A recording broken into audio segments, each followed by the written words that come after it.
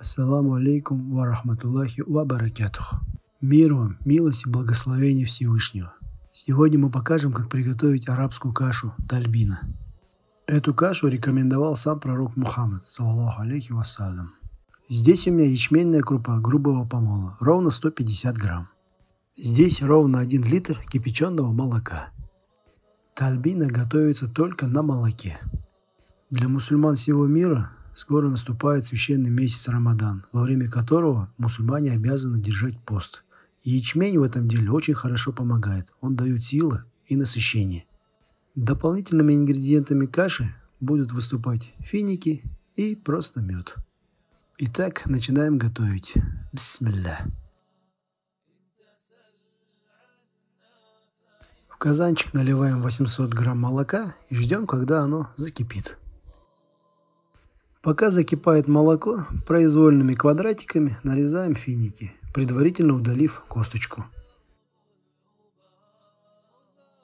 Вот так просто нарезаем финики. Когда молоко закипит, добавляем ячменную крупу.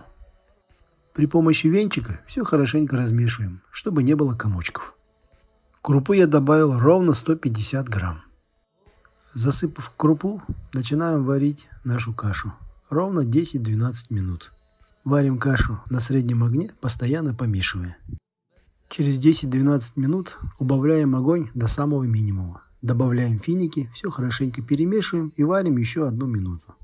Кашу при этом нужно постоянно помешивать. Через минуту добавляем оставшиеся 200 грамм молока и выключаем газ. Молоко хорошенько перемешиваем с ячменной крупой и даем настояться каше. Примерно еще 5-7 минут. По консистенции каша должна быть слегка жидковата.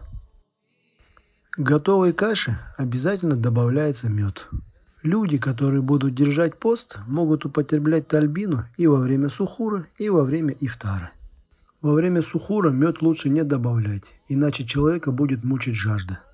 Во время же ифтара мед можно добавлять сколько вам нужно, потому что вы потом будете все хорошенько запивать чаем.